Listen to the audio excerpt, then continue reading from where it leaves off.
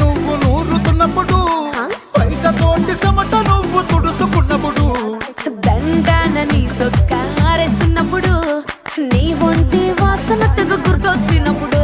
రెండు చేతులెత్తి జుట్టు ముడిచినప్పుడు జండు కత్తుకొని పడుకున్నప్పుడు అలసిపోయి నువ్వు ఆవలించినప్పుడు వచ్చుండై ఫీలింగ్స్ వచ్చి వచ్చి చంపేస్తు